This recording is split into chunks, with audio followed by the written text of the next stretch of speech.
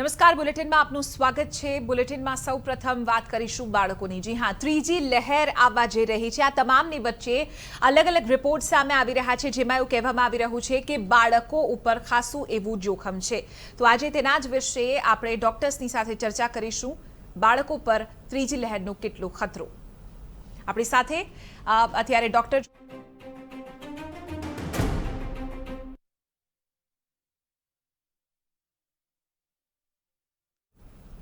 આપણી સાથે ડોક્ટર જોડાયા છે।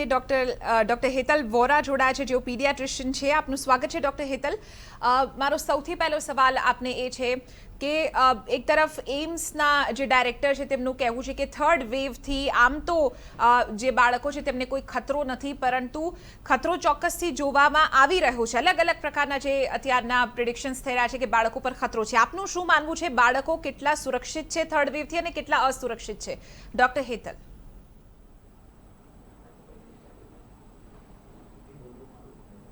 થેન્ક્સ ચિત્રા।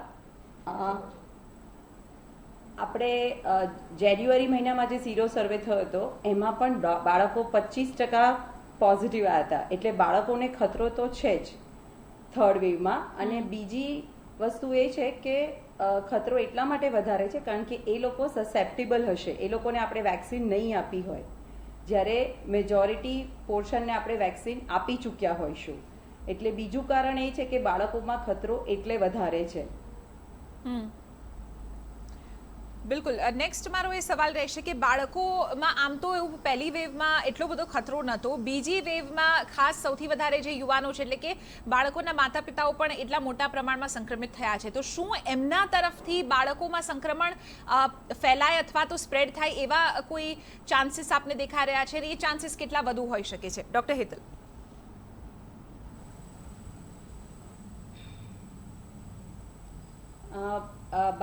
બાળકોને સંક્રમિત થવાના ચાન્સીસ પેરેન્ટ્સમાંથી જ મેક્સિમમ હોય, કારણ કે પેરેન્ટ્સ બહાર જશે, બાળકો ઘરમાં હશે। અને બીજા ચાન્સીસ ત્યારે થશે જો સ્કૂલો ઓપન થઈ જશે અને આપણે વેક્સિનેટ નહીં કર્યા હોઈએ એમને। એટલે પેરેન્ટ્સ વેક્સિન લીધા પછી બહાર જો બિંદાસ ફરશે અને કોરોના એપ્રોપ્રિએટ બિહેવિયર છતાં પણ નહીં કરે તો ઘરે એ લોકો કેરિયર તો બની જ શકવાના છે। ભલે એમને કોરોના થાય નહીં, પણ એ લોકો એના કેરિયર તો હોય જ। જ્યારે બાળકો છે એ લોકોએ તો વેક્સિન પણ નહીં લીધેલી હોય, એટલે પેરેન્ટ્સ બાળકો માટે બિગેસ્ટ રિસ્ક થઈ શકે છે। એટલે પેરેન્ટ્સ જ એમના રોલ મોડલ થવાનું છે। એમને વેક્સિન લીધા પછી પણ કોવિડ એપ્રોપ્રિએટ બિહેવિયર જેમ કે હેન્ડ હાઇજીન છે, માસ્ક પહેરવાનું છે, એ કરવાનું છે। એ કરશે તો જ બાળકો, ખાસ કરીને 2 વર્ષથી ઉપરના અને 12 યર્સથી ઉપર તો ખાસ જ વધારે જ, એ લોકો માસ્ક પહેરશે, ડિસ્ટન્સિંગ રાખશે અને હેન્ડ હાઇજીન રાખશે। આ 3 વસ્તુ સૌથી ઇમ્પોર્ટન્ટ છે કોરોના માટે। ડોક્ટર, એ વાતમાં કેટલી તથ્યતા અને સત્યતા છે? કેમ કે પહેલી વેવ અને સેકન્ડ વેવ દરમિયાન ઘરની અંદર લોકો કહેતા હતા કે બાળકોમાં ચડતું લોહી હોય છે, સાથે તેમને જે વેક્સિન આપવામાં આવતી હોય છે, હેપેટાઇટિસની હોય કે ઇન્ફ્લુએન્ઝાની હોય, અલગ અલગ પ્રકારની વેક્સિન એ સમય દરમિયાન 1 થી 5 વર્ષની અંદર આપવામાં આવતી હોય છે। તો શું એ વેક્સિન જો આપવામાં આવે તો કદાચ એમની ઇમ્યુનિટી વધી રહે અને કોરોના સામે કોઈ રક્ષણ આપે ખરી આ તમામ વેક્સિન? એવું વિચારવું જોઈએ?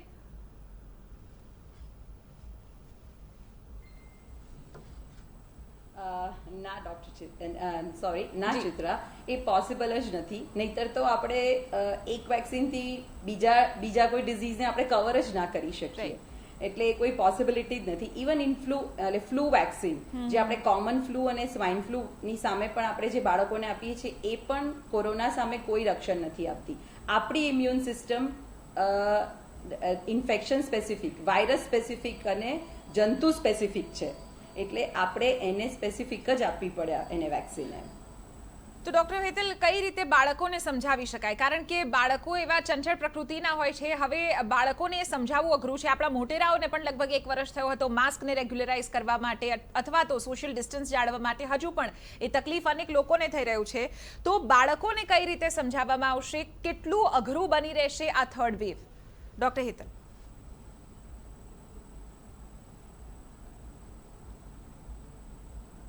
બાળકોને સમજાવવા માટે એના મમ્મી પપ્પાએ પણ એ જ પ્રકારે બિહેવિયર કરવું પડે।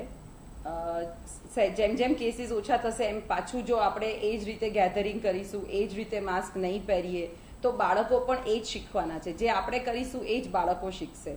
એટલે 2 yearsથી ઉપરનાને તો આપણે ડેફિનેટલી આપણે માસ્ક પહેરીને આપણે એમને બતાવી શકીએ કે ના, માસ્ક ઇમ્પોર્ટન્ટ વસ્તુ છે. જેમ આપણા બધા જ કપડાં ઇમ્પોર્ટન્ટ છે એવી રીતે જ આ માસ્ક છે કે જે આપણને આપણી જીવન જરૂરિયાતમાં આવશે, એ જ આપણને બચાવશે અને એ જ આપણને જીવાડશે. લેસ દેન 2 yearsના બાળકો તો બહાર જ નથી જવાના. એટલે એમના મમ્મી પપ્પાએ ધ્યાન રાખવાનું છે કે એ લોકો જ્યારે બહાર જાય ત્યારે એ લોકો ઘરે કોવિડ લઈને ના આવે એમ. બિલકુલ, એટલે સાવચેતી ખૂબ જ જરૂરી છે. ડૉક્ટર, ખાસ મારો નેક્સ્ટ સવાલ એ છે કે પહેલી અને સેકન્ડ વેવની અંદર આપે કેવા પ્રકારના બાળકોની અંદર કોરોનાના સિમ્ટમ જોયા? શું મોડરેટ સિમ્ટમ્સ આવી રહ્યા હતા કે પછી કોઈ ગંભીર પ્રકારના કોવિડ સિમ્ટમ્સ તેમનામાં દેખાયા હતા? અને જો કોવિડ થાય બાળકોને તો કેટલા ચાન્સીસ રિકવરીના, કેટલા દિવસની અંદર તેઓ રિકવર થઈ શકે છે? ડૉક્ટર હેતલ.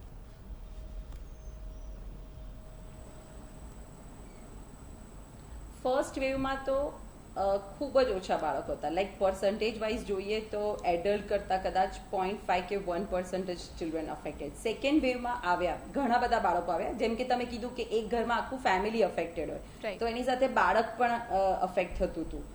પણ ઓલમોસ્ટ 90 to 95% ઓફ ધ ચિલ્ડ્રનને માઇલ્ડ કોરોના થઈને મટી ગયો. ઘણા તો એવા હતા જેને અમે એવું કહ્યું હતું કે બાળકનો ટેસ્ટ કરાવવાની જરૂર જ નથી, તમને તાવ છે, તમને કોરોના છે તો બાળકને બી કોવિડ જ છે. બાળક હસતું રમતું હોય તો એમાં બીજી કોઈ ચિંતા કરવાની જરૂર નથી. એટલે મોડરેટ ટુ સિવિયર ડિઝીઝ જે આપણને મોટામાં એડલ્ટમાં જોવા મળ્યો એવું બાળકોમાં બહુ ઓછા પર્સન્ટેજમાં જોવા મળ્યું. છતાં પણ સેકન્ડ વેવમાં આપણને એ જોવા મળ્યું છે અને સ્પેસિફિકલી ખાસ 10 વર્ષથી વધારેના બાળકોમાં. અને પ્યોરલી તમે જો યુનિસેફનો ડેટા જુઓ તો આખા વર્લ્ડમાં 0.3% ડેથ્સ કોવિડથી છે બાળકોમાં. આપણને 0.3 લાગે છે પણ એ પણ એલાર્મિંગ છે. એવું માનવાની જરૂર નથી કે કોવિડ બાળકમાં ડેથ ના કરી શકે.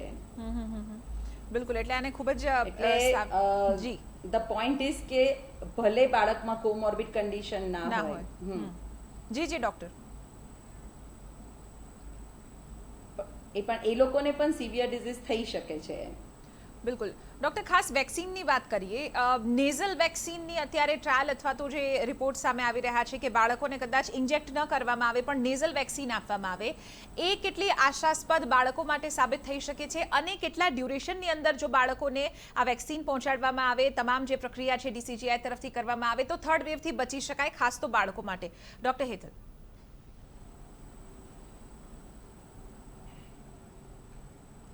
ઓકે, જે નેઝલ વેક્સિન છે એનો આપણે એક તો બાળકોમાં જ્યારે આપણે વિચારીએ છીએ ત્યારે 2 વસ્તુ જોવી પડે, સેફટી પ્રોફાઇલ અને સેકન્ડ થિંગ કે એકચ્યુઅલી એ કેટલી આપણને ઇમ્યુનિટી આપે છે. જેમ કે આપણે અત્યારના જે કોવિશિલ્ડ ને બધી લઈ રહ્યા છે એ ઓલમોસ્ટ 70-75% છે.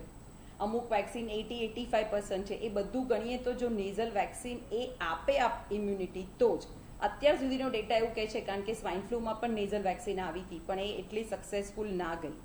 જે પર્સન્ટેજ ઓફ ઇમ્યુનિટી, જે તમને પ્રોટેક્શન રેટ કહો છો, જે આપણને ઇન્જેક્ટેબલ વેક્સિન્સથી આવે છે એ નેઝલ વેક્સિન્સથી હજુ સુધી તો આપણને સક્સેસ મળ્યો નથી. એટલે બેટર તો એ જ થાય જેમ કે આપણી જે અત્યારના રૂટીન વેક્સિન્સ આપણે જે આવી ગઈ છે ને એને જ બચ્ચાઓમાં ટ્રાયલ કરીને જલ્દી બાળકોમાં એપ્રૂવ થઈ શકે.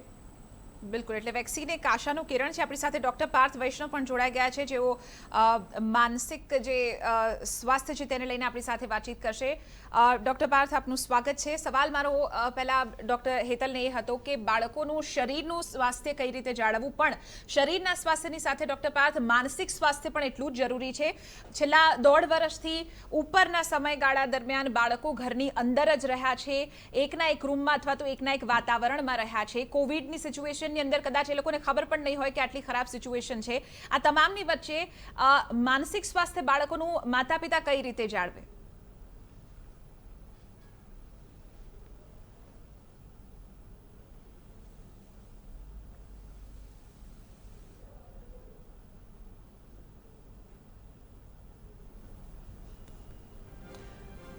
તો હાલ ટેકનિકલ ખરાબી આવી રહી છે. ડૉક્ટર પાર્થ પાસે ફરી એક વખત જઈશું. ડૉક્ટર હેતલ, મારો સવાલ સેમ આપને એ જ રહેશે કે માનસિક સ્વાસ્થ્ય કેટલું જરૂરી બનશે જો કોવિડથી બાળકોને બચાવવા હશે તો?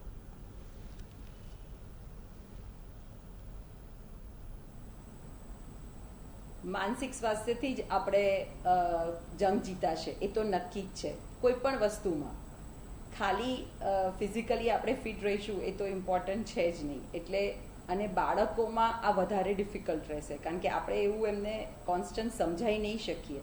એટલે મમ્મી પપ્પા ફેમિલી એનું મેન્ટલ સ્ટેટસ નોર્મલ હશે તો જ બાળકનું નોર્મલ રહી શકશે એમ. બિલકુલ, એટલે બાળકોને પણ સમજાવવા ખૂબ જ જરૂરી છે. પણ ડૉક્ટર, લાગતું નથી કે બાળકોના જો વાત કરવામાં આવે, ચીડિયાપણું વધી ગયું છે અથવા તો ખાવાની જે ટેવ છે બદલાઈ ગઈ છે છેલ્લા 1.5 વર્ષની અંદર, લોકોની સાથે મળતા મૂકતા નથી, તો આ તમામની વચ્ચે કોવિડ અને બાળકોને કઈ રીતે સાચવવા?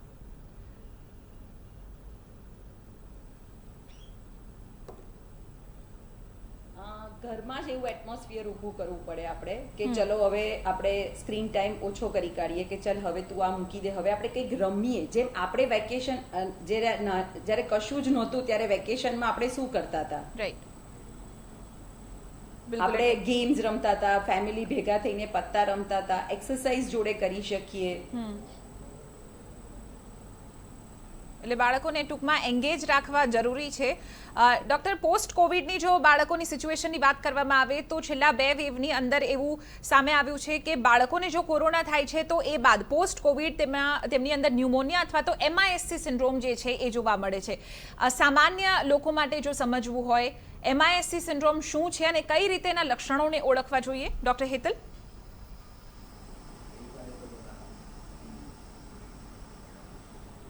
MIS-C એટલે એનું ટેકનિકલ નેમ, તમે જે મેડિકલ નેમ કહો છો એ multi system inflammatory syndrome of children છે.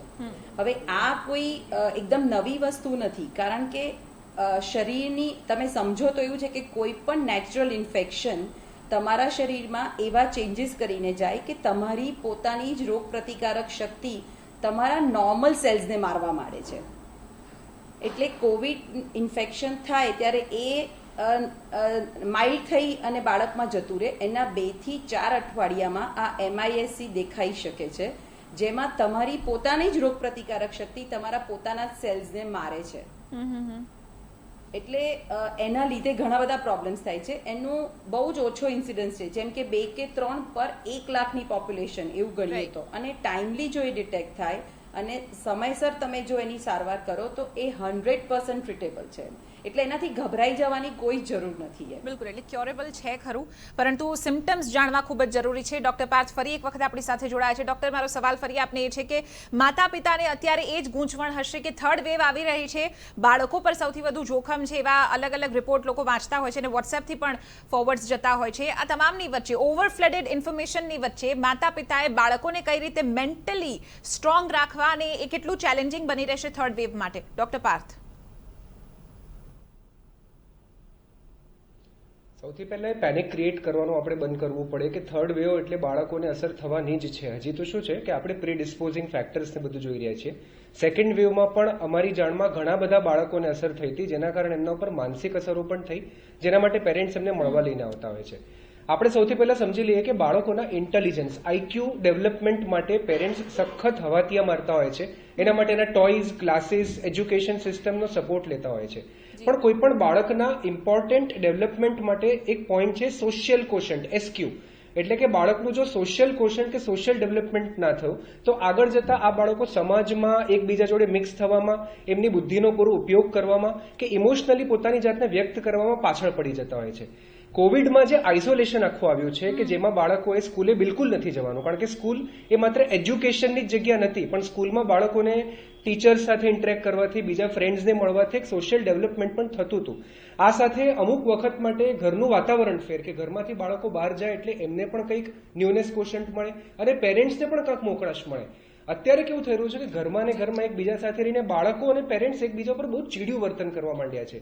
પેરેન્ટ્સની પણ ધીરજ બહુ ખૂટતી જાય છે અને બાળકોમાં ડિસરપ્ટિવ બિહેવિયર ડિસઓર્ડર, એટલે કે સામું બોલવાનું, ગુસ્સે થવાનું, આળસ રાખવાની, કોઈ પણ કામમાં પૂરેપૂરી રીતે ઇન્વોલ્વ નહીં થવાનું, હોમવર્ક નહીં કરવાનું. અને આજે ઓનલાઈન સ્કૂલનો સિસ્ટમ હતો એ બહુ ઇમ્પોર્ટન્ટ અને રિક્વાયર્ડ હતો, પણ સમહાવ બાળકો એમ સમજવા માંડ્યા છે કે સ્કૂલથી મારે દૂર થવું હોય તો મારે એક ફ્લેપ લેપટોપનું બંધ કરવાનું, ટીચર મને કશું કહી જ નહીં શકે. આઈ થિંક કે પેરેન્ટ્સે અહીંયા અત્યારે પેનિક થવા કરતા એક બહુ સિમ્પલ વસ્તુ સમજવી પડે કે બાળકને અત્યારે સૌથી મોંઘી વસ્તુ આપવાનો ટાઈમ આવ્યો છે, એ છે તમારો સમય. જો પેરેન્ટ્સ પોતાનો ક્વોલિટી ટાઈમ બાળકોને આપી શકશે તો પોસિબલ છે કે બાળકોના મેન્ટલ ડેવલપમેન્ટમાં વધારે મદદ કરી શકશે. આ બધા સાથે બાળકોને બીજા સાથે ઇન્વોલ્વ રાખવા, વિડીયો કોલ્સથી સગા સંબંધી એમના ફ્રેન્ડ સાથે સતત વાતચીત કરાવો અને જે પણ કંઈ રિસ્ટ્રિક્શન્સ ઇઝ ડાઉન થાય ત્યારે અમુક ડિસ્ટન્સ રાખી અને એમના ફ્રેન્ડ્સ, તમારા ફેમિલી મેમ્બર્સ સાથે એમને મળાવો તો બાળકોનું ઓવરઓલ જે સોશિયલ એન્ઝાયટી થઈ રહી છે કે જે ઇલનેસ એન્ઝાયટી કે મને બીમારી તો નહીં થાય ને, હું નોંધારો તો નહીં પડી જઉં ને, મારા મા બાપને કંઈ નહીં થાય ને, એટલે કેવી સોશિયલ સપોર્ટ સિસ્ટમ આપણે એમના માટે બનાવવાની કોશિશ કરીએ કે મેન્ટલી એ લોકો વધારે સજાગ રહે, હેલ્ધી રહે. જી કટ થઈ ગયું. બિલકુલ, ખૂબ જ સારી વાત કરી ડોક્ટર પાર્થે કે સમય આપવાની જરૂર છે અને ખોટો હેવોક ઊભો કરવાની જરૂર નથી, પેનિક ક્રિએટ કરવાની જરૂર નથી, માત્ર જરૂર છે તો તેમને સાચું માર્ગદર્શન આપવાની. આપણે આગળ પણ વધુ ચર્ચા કરીશું. હાલ રોકાઈ એક બ્રેક માટે. આપ જોતા રહો TV9.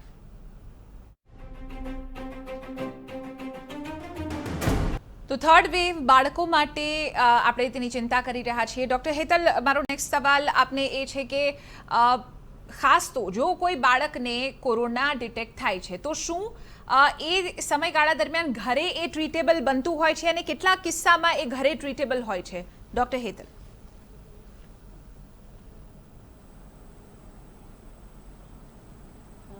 જો કોઈ બાળકને કોરોના ડિટેક્ટ થાય તો ઓલમોસ્ટ 95% બાળકોને એડમિશનની જરૂર પડતી જ નથી. એ લોકોને માઇલ્ડથી જ મટી જતું હોય છે. ખાલી એક જ વસ્તુ છે કે મમ્મી પપ્પાને આપણે ડેન્જર સાઇન્સ એક્સપ્લેન કરવી પડે. એમ તમે એને ડિટેક્ટ કરો, તમે ટ્રીટમેન્ટમાં પણ કંઈ જ નથી હોતું. સપોર્ટિવ ટ્રીટમેન્ટ, રેસ્ટ, પ્રવાહી વધારે આપો અને વિટામિન સી, ઝિંક જે થોડું ઘણું રેકમેન્ડેશન છે એ આપી. પણ ઇમ્પોર્ટન્ટ વસ્તુ એ છે કે એને ડેન્જર સાઇન્સ આપણે એક્સપ્લેન કરવી પડે કે આટલું થાય તો તમારે તમારા બાળકને તરત જ દાખલ કરવા માટે લાવવું પડે. એમ બિલકુલ, એટલે જે તમામ સિમ્ટમ્સ છે અને ડેન્જર સાઇન્સ જે કહ્યું ડોક્ટર હેતલે તે કહેવી પડે. ડોક્ટર પાર્થ, આ નવા ટર્મ્સ છે, આઇસોલેટ થવું અથવા તો સોશિયલ ડિસ્ટન્સ રાખવું, માસ્ક પહેરવું, બાળકોએ ક્યારેય આવું વિચાર્યું નહીં હોય કે અમારે પણ આવું કરવું પડશે. એ કઈ રીતે તેમને સમજાવવું કે તમારે આઇસોલેટ રહેવું પડશે, તમારે સોશિયલ ડિસ્ટન્સ રાખવું પડશે? એ કેટલું ચેલેન્જિંગ બની શકે છે? ચિત્રામાં બે ચેલેન્જીસ આપણે જોઈ રહ્યા છીએ. પહેલી એ કે ઘણા બાળકોને આનો મતલબ સમજાતો નથી ને આજની તારીખમાં પણ એ લોકો એકદમ હર્ષ ઘેલા થઈ અને કોઈક સગું આવે, ફ્રેન્ડ આવે ને મળવા જાય છે. અને પેરેન્ટ્સની મેન્ટલ હેલ્થ આમાં બહુ જ ઇમ્પોર્ટન્ટ રહેશે, કારણ કે બાળકોને સાચવનાર મા બાપ જો મેન્ટલી ફિટ નહીં હોય ને તો આ કન્સેપ્ટ એમને સારી રીતે નહીં સમજાવી શકે. એટલે બાળકો સાથે ભયથી વાત ના કરો કે જો તે હાથ નહીં ધોયો તો આવું થશે, જો તું આમ નહીં કરે તો આવું થશે. એના કરતાં બાળકો જોડે સમજણથી વાત કરો કે બેટા આ પરિસ્થિતિની અંદર એક શોર્ટ ટાઈમ માટે એક બીમારી આવી ગઈ છે જેનાથી બચવા માટે આપણે અમુક મેજર્સ લેવાના છે, બાકી તને બીજું કશું જ નથી થવાનું. કારણ કે કેટલીક વાર બાળકો જે ભય દેખાડતા હોય છે એ પોતાના પેરેન્ટ્સના મગજનો ભય પ્રોજેક્ટ કરતા હોય છે. બીજી પ્રકારના એવા બાળકો અત્યારે છે કે આ બધી વસ્તુને એટલું બધું પોતાની જિંદગીમાં સંકળાવી ચૂક્યા છે કે અમારી પાસે એવા ખૂબ કેસીસ આવે છે જેમાં એકદમ જ બોલકા હોય, રમતા, એક્સ્ટ્રોવર્ટ કહેવાતા બાળકો હોય એ બહુ ઇન્ટ્રોવર્ટ થતા જાય છે. બાળકો જરાક 2 થી 3 જણા જુએ તો ક્રાઉડ છે, મને ત્યાં ના લઈ જતા, મને કોરોના થઈ જશે. નાના 5 થી 7 વર્ષના બાળકોમાં પણ અમે OCD, પેનિક ડિસઓર્ડર અથવા તો એટલા બધા ચિંતાઓની તકલીફો જોઈ કે પેરેન્ટ્સે એટલો બધો હાવ ઉભો કર્યો હતો બાળકોમાં કે જેના કારણે બાળકો હવે આ દુનિયાને આખી એક વિચિત્ર દ્રષ્ટિકોણથી જોવા માંડ્યા છે કે દુનિયામાં કાં તો બીમારી છે અને કાં તો તંદુરસ્તી છે. આ બંનેમાં એક્સ્ટ્રીમ્સ જ રહી શકાય. તંદુરસ્ત રહેવા આપણે ઘરની અંદર જ રહેવાનું અને બહાર જાવ તો બીમાર જ થઈ જવાય. તો આઈ ગેસ રિસ્પોન્સિબલી અને બહુ જ મેચ્યોરલી બાળકો સામે બીમારીનો કન્સેપ્ટ મૂકી એમની જે પણ દુવિધાઓ સમજી અને આ બધા જ સાથે બાળકો તેમ છતાં ભયમુક્ત રહે, બાળકો એમના વિકાસમાં એમના સોશિયલ, ઇમોશનલ અને ઇન્ટેલિજન્સ કોશન્ટ એમ ત્રણેય રીતે આપણે એમને આગળ વધારી શકીએ. અને આ બધા માટે 1.5 વર્ષથી ઉપરનો સમય છે. બાળકોએ ક્યાંક ને ક્યાંક એવા કનેક્શનમાં આવ્યા છે કે ક્યાં તો એમના ઘરમાં કોઈને કોરોના થયો હોય, ક્યાં તો સોસાયટીમાં અથવા તો બાજુના ઘરમાં કોરોના થયો હોય, એટલે એક એવી મેન્ટાલિટી એમનામાં થઈ જાય છે. એવા પણ કિસ્સા અમે સાંભળ્યા છે કે બાળકને અંદરથી જ આવે છે કે ના આજે હું ટેસ્ટ કરાવી જાઉં, મને કંઈક થઈ જ ગયું છે, અથવા તો ખાંસી ક્યાં તો શરદી થાય તો એવું મેન્ટલી ફિટ થઈ ગયું છે, એ થયું છે એટલે મને કોવિડ છે જ, ચલો જલ્દી ટેસ્ટ કરાવવા જઈએ. આ કઈ રીતે દૂર કરી શકાય ડોક્ટર પાર્થ?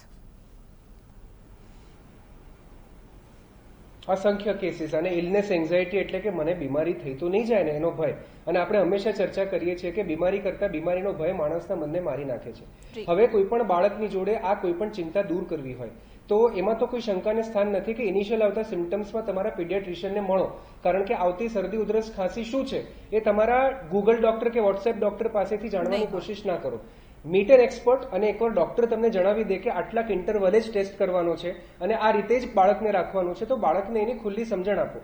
બાળક જો કોરોના વિશે વાત કરતો થયો છે તો એનાથી વાત સંતાડો નહીં. હવે એને એવી ઇન્ફોર્મેશન આપો કે એની ઉંમરે એ પચાવી શકે, પછી 5 વર્ષનું હોય, 7 વર્ષનું હોય, 10 વર્ષનું હોય, 15 વર્ષનું હોય, એની ઉંમરે પચાવી શકે એની જોડે વાત કરો, જેથી કરીને એના વિશે ઓપન ઇન્ફોર્મેશન મળે અને એની ઉંમરના બીજા બાળક જોડે વાત કરીને ગેરમાર્ગે ના દોડાય. બીજું કે ઘરનું વાતાવરણ હળવું રાખવાની કોશિશ કરો. ઘરનું વાતાવરણ બાળકની માનસિકતા ઉપર બહુ સીધી અસર કરે છે. તો પેરેન્ટ્સ જો લોકડાઉનમાં કે વર્ક ફ્રોમ હોમ કરીને કે પોતાના ઓફિસ ઇશ્યુઝને લઈને કે ઇન્ટરનલ રિલેશનશિપ પ્રોબ્લેમને લઈને કે પોતાના કોરોનાથી લઈને ભયભીત હોય તો બાળકને એમાં ડરાવો નહીં. જો બાળકને પણ એકવાર કોરોના થયેલો છે તો પીડિયાટ્રિશિયનની જાણ હેઠળ તમે MIC વિશે બહુ સરસ ઇન્ફોર્મેશન આજે આપી રહ્યા છો. પણ એમાં જેમ હેતલબેને કીધું, પેનિક ના થાવ, બધાને થવું જરૂરી નથી. તમે માત્ર એક પ્રોટોકોલ ફોલો કરશો તો આ એક મેડિકલ સાયન્સ છે અને મેડિકલ સાયન્સ હંમેશા દરેક પ્રકારના ઓબ્ઝર્વેશન્સ ઉપર જ ડિપેન્ડ કરે છે. તો તમે સાચું ઇન્ફોર્મેશન તમારા ડોક્ટરને આપશો, એ તમને જે ફીડબેક આપે માત્ર એને જ સ્ટીક થઈ રહો.